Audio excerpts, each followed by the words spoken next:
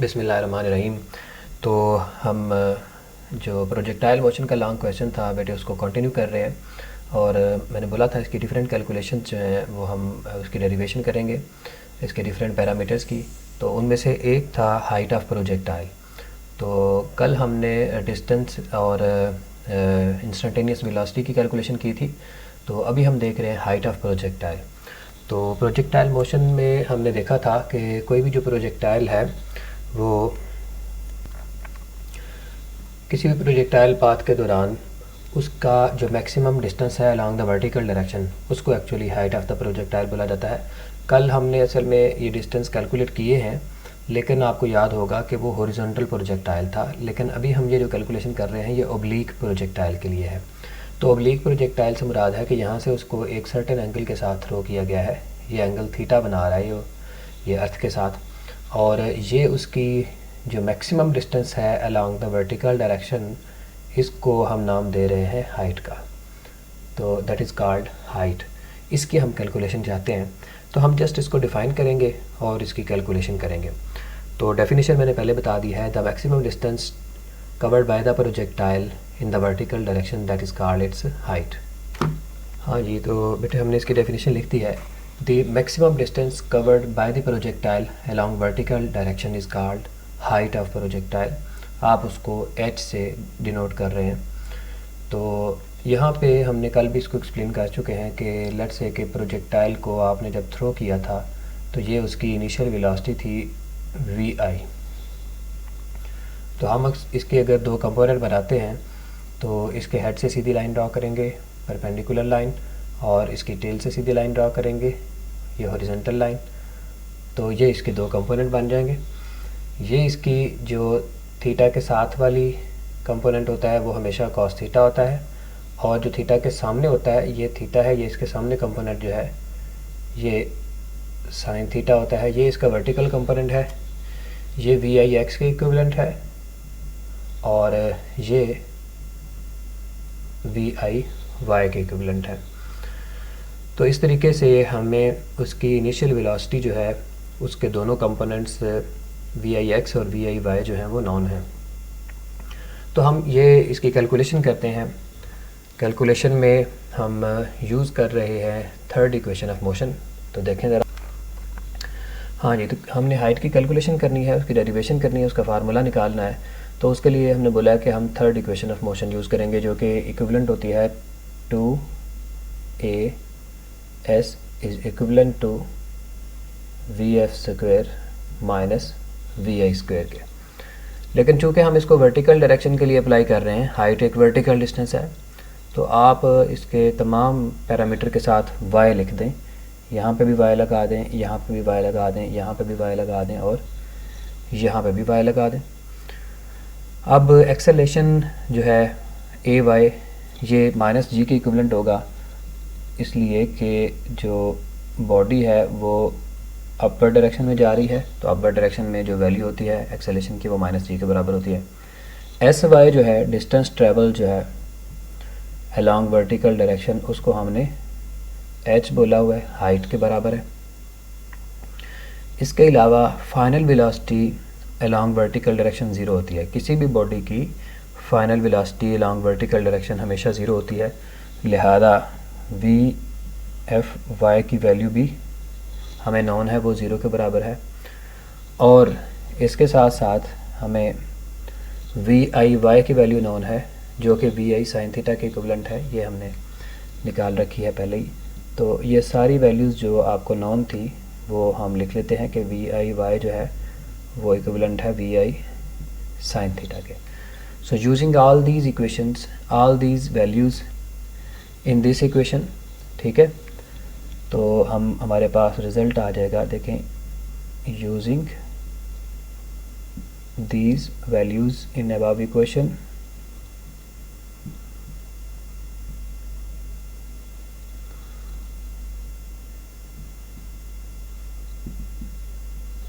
तो हमारे पास वैल्यू आ जाएगी 2 ए वाई की जगह पे हम पुट करेंगे माइनस जी, या माइनस जी लगा दिया। एस वाई जो है वो h के बराबर है, आप कैपिटल H भी लिख सकते हैं, लेट्स से कि हम इसको कैपिटल H लिख देते हैं। ये आ गया h के बराबर। और वी एफ वाई 0 था, 0 का स्क्वायर कर दिया। इनिशियल वेलोसिटी वी आई साइन थीटा के इक्विवेलेंट है, तो वी आई साइन थीटा लगा दें, लेकिन इसका स्क्वायर था इसलिए ऊपर स्क्वायर आ जाएगा। ये देखें, ये हमारे पास इक्वेशन आ गई है, -2gh is equivalent to -we i square sine square theta. ये माइनस आप माइनस से कैंसिल कर सकते हैं। तो हाइट की जो इक्वेशन आई फाइनल, वो हमारे पास बराबर आ गई है v i square sine square theta over 2g। ये हमारे पास फाइनल इक्वेशन आ गई है हाइट की। तो हाइट प्रोजेक्टाइल की दो चीज़ों पे डिपेंड कर रही है, एक इनिशियल वेलोसिटी पे और एक एंगल ऑफ थ्रो पे, कि आपने किस एंगल के उस पे उसको थ्रो किया है या उसको प्रोजेक्ट किया है।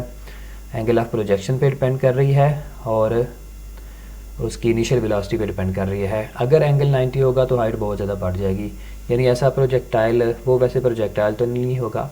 यानी अगर आप डेफिनेटली डायरेक्शन ऑफ थ्रो जो है वो इस डायरेक्शन में रखते हैं, जितना अपवर्ड डायरेक्शन में उसको थ्रो करेंगे हाइट जो है वो बढ़ती जाएगी, जितना उसको हॉरिजॉन्टल डायरेक्शन के अलॉन्ग थ्रो करेंगे तो उसकी हाइट कम होती जाएगी। इस डायरेक्शन में हाइट ज़्यादा होगी क्योंकि एंगल ज़्यादा है, क्योंकि एंगल पे डिपेंड कर रही है, और इस डायरेक्शन में उसकी हाइट कम होगी। क्यों? क्योंकि एंगल की वैल्यू कम है। तो इसलिए हम इसको बेशक लिख सकते हैं कि हाइट, यहाँ पे लिख देता हूँ, हाइट ऑफ प्रोजेक्टाइल।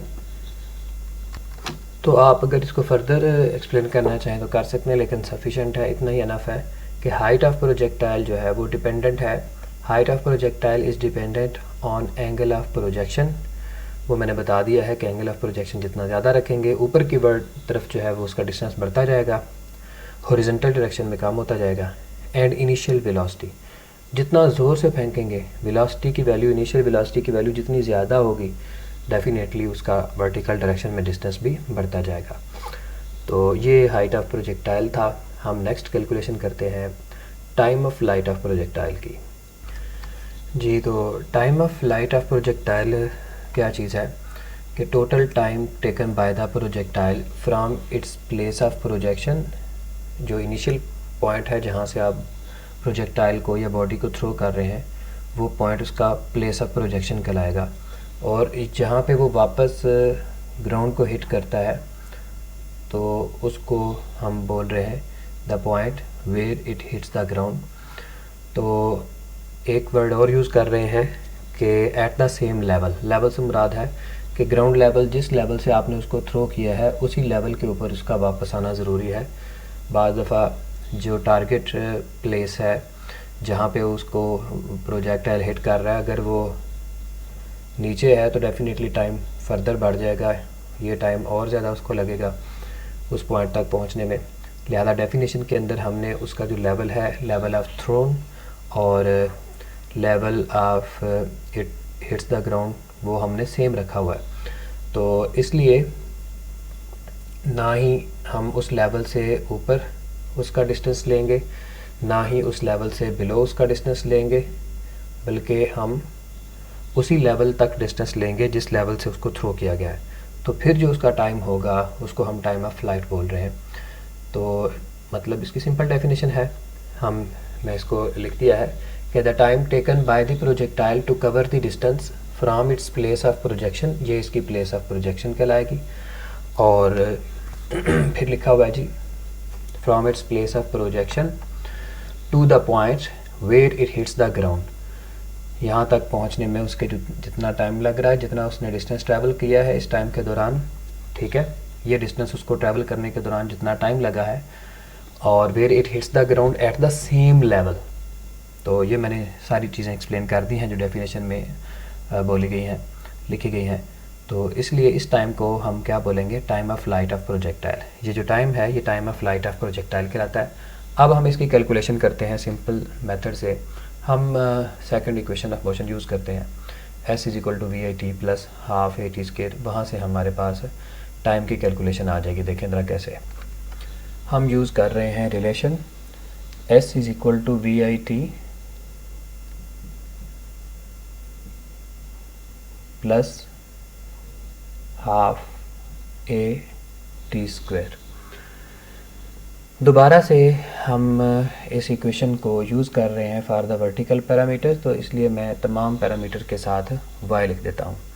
अब ज़रा देखें कि वर्टिकल डायरेक्शन में उसका जो टोटल डिस्प्लेसमेंट है उसकी प्लेस ऑफ प्रोजेक्शन से लेकर उसके उस पॉइंट तक जहाँ तक उसने ग्राउंड को हिट करना है, तो इन दोनों पॉइंट के दरमियान में हमने चूँकि उनको सेम लेवल पे लिया हुआ था, तो टोटल वर्टिकल डिस्प्लेसमेंट तो ज़ीरो है। बॉडी को ग्राउंड से थ्रो किया गया और ग्राउंड पे वापस आई है, तो वर्टिकल डायरेक्शन में डिस्प्लेसमेंट ज़ीरो है, इसलिए एस वाई की वैल्यू ज़ीरो हो जाएगी।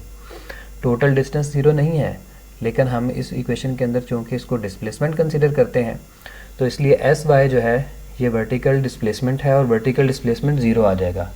तो ये देखें मैंने इसकी जगह पे ज़ीरो लगा दिया। वी आई वाई हम पहले भी निकाल चुके हैं।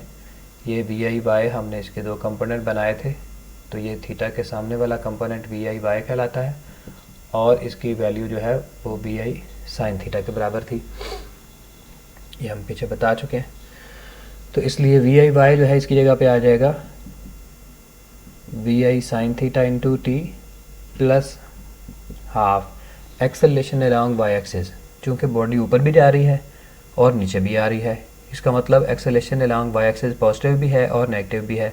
जब वो ऊपर जा रही है इतने पाथ तक उसका एक्सेलरेशन जो है वो नेगेटिव रहेगा, जब वो डाउनवर्ड डायरेक्शन में आएगी तो डाउनवर्ड पाथ के लिए उसका एक्सेलरेशन जो है वो पॉजिटिव हो जाएगा। हमारे पास ऑप्शन है कि आप एक्सेलरेशन की वैल्यू पॉजिटिव भी लगा सकते हैं, आप एक्सेलरेशन की वैल्यू नेगेटिव भी लगा सकते हैं। हम नेगेटिव वैल्यू लगाएंगे क्योंकि जब हम वरना टाइम निकालेंगे तो टाइम की वैल्यू नेगेटिव आ जाएगी और टाइम की वैल्यू कभी नेगेटिव नहीं होती, तो इसलिए हमें बाद में थोड़ा सा उसको फिर डिटेल में एक्सप्लेन करना पड़ेगा। तो हम पहले ही एक्सेलरेशन की जो वैल्यू है उसको माइनस जी के बराबर ले लेते हैं।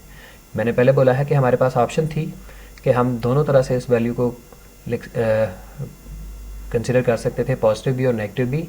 हमने नेगेटिव क्यों लिया? इसलिए ताकि टाइम की वैल्यू जो है वो पॉजिटिव रहेगी। तो ये मैंने माइनस जी लगा दिया। हम इस पूरी वैल्यू को, ये माइनस है तो दूसरी तरफ जाके ये प्लस में कन्वर्ट हो जाएगी। ये आ जाएगा जी हाफ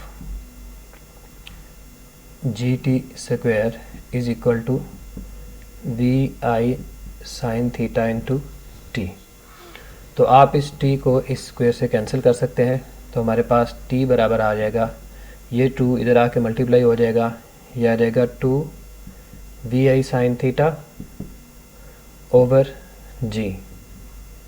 ये हमारे पास टाइम की कैलकुलेशन आ गई, टाइम का फार्मूला आ गया 2 वी आई साइन थीटा ओवर g। दोबारा से आप लिख सकते हैं कि the time is also dependent on the incident angle as well as on the its initial velocity. तो टाइम की वैल्यू जो है वो बढ़ जाएगी अगर आप एंगल ऑफ प्रोजेक्शन ज़्यादा करेंगे, क्योंकि उसका टोटल डिस्टेंस ज़्यादा होता जाएगा तो ज़्यादा वक्त लगेगा उसको मूव करने में। अगर आप एंगल ऑफ प्रोजेक्शन जो है वो बड़ा रखेंगे और इनिशियल वेलोसिटी की वैल्यू जितनी ज़्यादा रखेंगे तब भी उसका टाइम जो है वो ज़्यादा होगा। तो इसके बाद हम देखते हैं, आप बिल्कुल इसी तरह से इसको लिख सकते हैं जैसे मैंने पहले लिखाया था। मैं लिख देता हूँ। तो मैंने लिख दिया है कि time of flight will be more for larger angle but less than 90 degree, क्योंकि 90 डिग्री से 90 डिग्री कर दिया एंगल तो फिर वो प्रोजेक्टाइल ही नहीं रहेगा, उसकी मोशन वन डायमेंशनल हो जाएगी। सो time of flight will be more for larger angle but less than 90 degree and for more initial velocity. यानी टाइम ऑफ फ्लाइट जो है वो मोर होगा किसके लिए? अगर लार्जर 90 एंगल है और अगर मोर इनिशियल वेलोसिटी है, इनिशियल वेलोसिटी ज़्यादा होगी और एंगल भी अगर लार्जर होगा तो जो टाइम ऑफ फ्लाइट है वो भी ज़्यादा होगा। तो ये थी हमारी डिस्कशन टाइम ऑफ फ्लाइट के बारे में। अब हम देखते हैं रेंज ऑफ प्रोजेक्टाइल। हाँ जी, तो रेंज ऑफ प्रोजेक्टाइल से क्या मुराद होती है? रेंज ऑफ प्रोजेक्टाइल की डेफिनेशन भी सिंपल है कि किसी भी प्रोजेक्टाइल का एक्स एक्सिस के लॉन्ग डिस्टेंस जो उसने कवर किया होगा उसको हम रेंज ऑफ प्रोजेक्टाइल का नाम देंगे। और इसकी डेफिनेशन मैंने लिख भी दी है, the maximum distance covered by the projectile along horizontal direction is called range of projectile. अब हम इसकी कैलकुलेशन देखते हैं, तो लेकिन थोड़ा सा इसको एक्सप्लेन कर देते हैं। लेट्स से कि हमारे पास ये एक प्रोजेक्टाइल बॉडी थी, थ्रो किया इसको, ये इस तरह से प्रोजेक्टाइल पाथ बनाते हुए यहाँ पे पहुँची।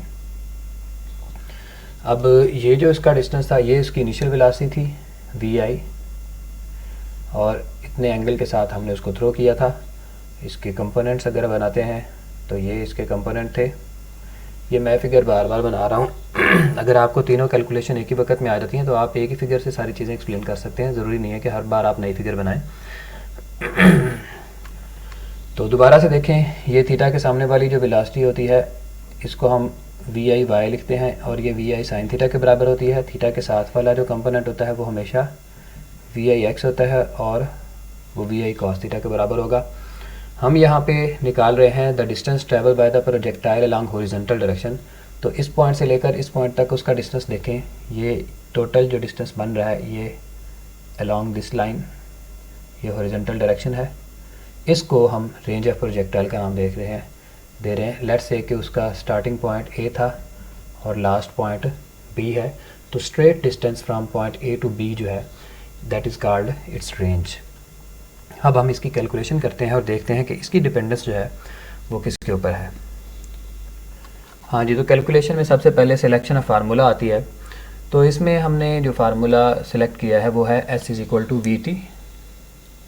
ये S is equal to V T यहाँ पर क्यों लगाया गया है, मैंने आपको पहले भी ये बताया हुआ है कि horizontal component of the velocity जो है वो अपनी वैल्यू चेंज नहीं करता, उसकी वैल्यू में कोई बदलाव नहीं आता, वो कांस्टेंट रहती है।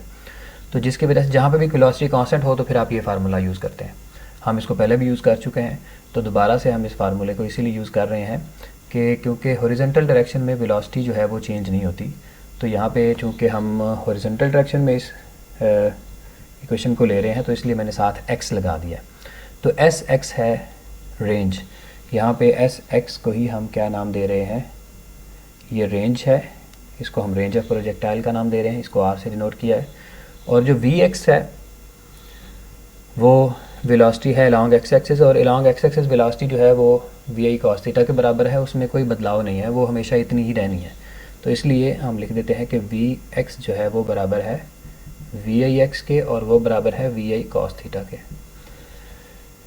तो हम ये वैल्यूज़ लगाते हैं तो हमारे पास आंसर आएगा R is equal to V X की जगह पे V I cos theta into T. अब इसके अंदर टाइम भी आ रहा है, तो टाइम कितना होगा, वो टाइम डेफिनेटली ए से बी तक, पॉइंट ए से बी तक जाने में उसे कितना वक्त लगेगा, जितना उसका टाइम ऑफ फ्लाइट था।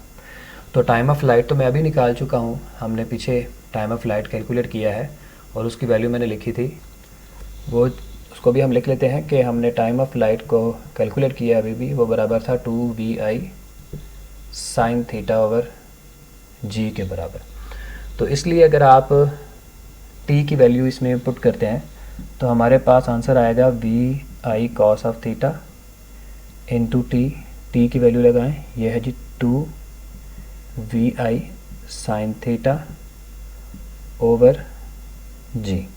ये वी आई इस वी आई से मल्टीप्लाई होगा, ये बराबर आ जाएगा वी आई स्क्वेयर, और 2 को अरेंज कर लें, पहले लिखते हैं साइन थीटा को बाद में, उसके बाद फिर कॉस थीटा और नीचे आप जी लिखते हैं। तो ये देखें, ये हमारे पास वैल्यूज़ आ गई। R is equal to we I square 2 sine theta cos theta. अब मैथमेटिक रिलेशंस के अंदर ये जो 2 साइन थीटा कॉस थीटा है ये साइन ऑफ 2 थीटा के बराबर होता है। ट्रिग्नोमेट्रिक रिलेशंस जो बच्चे पढ़ते हैं उन्हें इसका इल्म है। तो ये आ जाएगा we I square 2 sine theta cos theta को हमने रिप्लेस कर दिया साइन ऑफ 2 थीटा से। ये मैथ का फार्मूला है ट्रिग्नोमेट्री का। तो ये देखें, इसको हमने साइन 2 थीटा लिख के जी से उसी तरह से डिवाइड कर दिया, तो हमारे पास ये रेंज का फार्मूला आ गया है। तो अभी बाज़ दफ़ा पूछा जाता है कि मैक्सिमम रेंज निकालें, वो कितनी होती है। ठीक है, तो हम अब मैक्सिमम रेंज की कैलकुलेशन करते हैं। फॉर मैक्सिमम रेंज देखिए, मैक्सिमम रेंज के लिए हमें इसके फार्मूले पे गौर करना होगा। रेंज का फार्मूला है R is equal to we I square sine of 2 theta over G. अब इस फार्मूले में जो डिपेंडेंस है रेंज की वो इनिशियल वेलोसिटी पे है, जी तो वैसे कांस्टेंट रहता है, तो इनिशियल वेलोसिटी को भी अगर कांस्टेंट मान लिया जाए तो जो रेंज है वो साइन ऑफ 2 थीटा पे डिपेंड कर रही है। इसका मतलब क्या हुआ कि जब साइन 2 थीटा की वैल्यू मैक्सिमम होनी है, साइन 2 थीटा से एक मुराद ये वाला फैक्टर है, अगर आप इसको और इसको कांस्टेंट ले लेते हैं, इसमें कोई बदलाव नहीं है, कोई चेंज नहीं है, तो इसका मतलब जो रेंज है वो प्योरली डिपेंडेंट है किस पे, साइन ऑफ 2 थीटा पे। तो जहाँ पे साइन 2 थीटा मैक्सिमम होगा रेंज वहीं पे मैक्सिमम होगी। तो साइन 2 थीटा जो है वो कहाँ पे मैक्सिमम होता है, साइन ऑफ 2 थीटा की वैल्यू मैक्सिमम कहाँ पे होती है, साइन और कॉस जो मैक्सिमम वैल्यू देते हैं हमें वो 1 होती है। इसका मतलब क्या होगा कि जब साइन इस पूरे ट्रिग्नोमेट्रिक फंक्शन की वैल्यू जब 1 के बराबर होगी तो वहाँ पे रेंज मैक्सिमम होगी। तो इसलिए हम लिखते हैं for maximum range sine 2 theta will be equal to 1। For maximum range sine of 2 theta will be equal to 1। Sine of 2 theta जो है वो 1 के बराबर होगा, क्योंकि साइन की सबसे बड़ी वैल्यू 1 ही है, इससे बड़ी वैल्यू इसकी नहीं होती, ठीक है। इसलिए फिर हम उसकी हाईएस्ट वैल्यू अगर यूज़ करते हैं तो रेंज की वैल्यू भी हाईएस्ट आएगी, ठीक है, मैक्सिमम आएगी। तो अब आप देखें, हम अगर यहाँ से एंगल ढूंढते हैं तो ये किसके बराबर आएगा, 2 theta is equal to sine inverse, ये साइन दूसरी तरफ जाके इन्वर्स होगा, साइन इनवर्स ऑफ 1। तो अगर आप देखें साइन इनवर्स 1 करें तो वो 90 डिग्री के बराबर आएगा। कैलकुलेटर से आप इसे कैलकुलेट कर सकते हैं।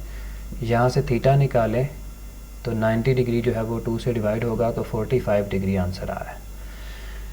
इसका मतलब जब एंगल 45 डिग्री का होता है तो रेंज मैक्सिमम होती है, यानी इसकी वैल्यू तब 1 होती है। तो वो मैक्सिमम रेंज जो है वो फिर किसके बराबर आएगी, वो सिर्फ बराबर आ जाएगी VI² ओवर G के बराबर। तो ये मैक्सिमम रेंज का फार्मूला आ गया।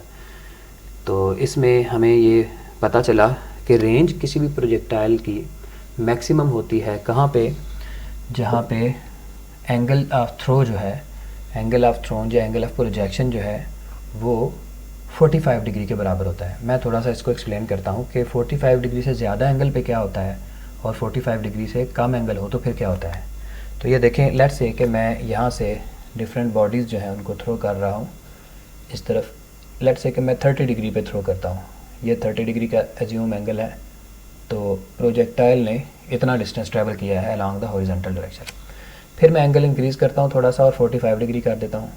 जब एंगल मैंने इंक्रीज़ किया और एंगल को इंक्रीज़ करके 45 डिग्री किया तो ये प्रोजेक्टाइल पाथ बना। फिर मैंने एंगल इंक्रीज़ किया और एंगल इंक्रीज़ करके 60 डिग्री कर दिया। ये देखें, एंगल ऑफ थ्रो यहाँ पे पहले 30 डिग्री था, फिर एंगल ऑफ थ्रो हमने 45 डिग्री किया। एंगल ऑफ प्रोजेक्शन कहते हैं इसको, आप थ्रो भी कह सकते हैं। तो एंगल ऑफ प्रोजेक्शन 30 डिग्री था, फिर एंगल ऑफ प्रोजेक्शन 45 डिग्री हुआ। अभी हम एंगल ऑफ प्रोजेक्शन जो है उसको 60 डिग्री कर देते हैं, यानी एंगल और इंक्रीज़ करते हैं। तो अगर आप एंगल और इंक्रीज़ करेंगे तो प्रोजेक्टाइल ऊपर की तरफ ज़्यादा डिस्टेंस ट्रैवल करेगा, ठीक है, और आगे की तरफ कम जाएगा, क्योंकि वो अपवर्ड डायरेक्शन में आप चले गए ना। तो हमने देखा था कि जितना एंगल आप बढ़ाएंगे उसकी हाइट बढ़ेगी, तो उसका हॉरिजॉन्टल डायरेक्शन में जो डिस्टेंस है वो कम होना शुरू हो जाएगा। क्यों? क्योंकि आपने उसका जो रुख रखा है, उसकी डायरेक्शन जो रखी है वो तो अपवर्ड डायरेक्शन में कर दी। अब जितना एंगल बढ़ाते चले जाएंगे उतना उसका वर्टिकल डायरेक्शन में फासला बढ़ेगा, क्योंकि उसके अपवर्ड डायरेक्शन के जो है वो अब ज़्यादा है, अपवर्ड मूवमेंट ज़्यादा है, क्योंकि आपने उसकी डायरेक्शन को ही उस तरफ वर्टिकल डायरेक्शन की तरफ लेके आ रहे हैं, उसको हॉरिजॉन्टल से हटा के वर्टिकल डायरेक्शन में ला रहे हैं। तो ये जो आया है नया एंगल, ये 60 डिग्री का है लेट से, तो इसके ऊपर जो रेंज आई है वो 30 डिग्री के बराबर हो गई है। तो यहाँ पे एक और चीज़ हमें समझ आती है कि जो मैक्सिमम रेंज है, ये मैक्सिमम रेंज है, सबसे ज़्यादा दूर यहाँ पे गिरा है प्रोजेक्टाइल जो है, ठीक है। ये 45 डिग्री का एंगल था, ये वाला जो पाथ है इसके लिए जो एंगल ऑफ प्रोजेक्शन है ये 45 डिग्री है, ये 45 डिग्री का एंगल है, और ये एंगल 30 डिग्री का था, और ये जो एंगल है ये हमने बोला कि ये 60 डिग्री है। आपने नोट किया कि 30 डिग्री पे और 60 डिग्री पे रेंज बराबर है, तो 60 और 30 को जमा करते हैं। 60 और 30 को जमा कर लें, 60 + 30 = 90। तो याद रखें, जिन दो एंगल को जमा करने से हमारा जवाब 90 आता है, जिन दो एंगल्स को सम करने से हमारे पास आंसर 90 डिग्री आता है, तो वहाँ पे उन दोनों एंगल्स के ऊपर रेंज बराबर होंगी। 60 डिग्री के ऊपर जितनी रेंज होगी उतनी ही 30 डिग्री के एंगल के ऊपर रेंज होगी। तो ये एक अपना आसान तरीका है याद रखने का कि those angles at which for which the sum of the both of the angle is equal to 90 degree, then the range will be same for these two angles, उन दोनों एंगल्स के लिए जो रेंज है वो बराबर होगी। लेट्स से कि 60 और 30 के बजाय अगर आप 50 और 40 कर लेते हैं तो 50 और 40 के ऊपर भी रेंज जो है वो बराबर होती है। जितनी रेंज 50 पे होगी उतनी ही रेंज 40 पे होगी। यानी यूँ समझ लें कि 45 डिग्री में से आपने 5 डिग्री माइनस कर दिए तो 40 आया, 45 डिग्री में से आपने 5 डिग्री जो है वो प्लस कर दिए तो 50 आ गया। तो जितना एंगल 45 में से आप सब्ट्रैक्ट करें उतनी ही वैल्यू आप उसमें ऐड कर दें तो उन दोनों एंगल्स पे फिर रेंज बराबर आती है। ठीक है, तो ये शॉर्ट क्वेश्चन भी है, एंड पे हम शायद इसको देखेंगे भी। स्मार्ट सिलेबस का अगर पार्ट हुआ तो एक्सरसाइज के अंदर हम उसको देख लेंगे। तो बहरहाल ये बताना ज़रूरी था कि रेंज मैक्सिमम कहाँ पे होती है और रेंज जो है वो कौन कौन से एंगल पे एक जैसी आती है। तो ये एमसीक्यू काफ़ी दफ़ा पूछा जाता है। तो आसान तरीका यही है कि आप दोनों एंगल्स को जमा कर लें, अगर उनका सम 90 आए तो इसका मतलब उन दोनों एंगल्स के ऊपर रेंज जो है वो सेम होगी। तो ये लॉन्ग क्वेश्चन यहाँ पे पूरा हो जाता है प्रोजेक्टाइल मोशन का। अब हम इंशाल्लाह चैप्टर नंबर 3 की एक्सरसाइज शुरू करेंगे और इसके शॉर्ट क्वेश्चन करेंगे पहले और फिर हम इसके न्यूमेरिकल्स देखेंगे।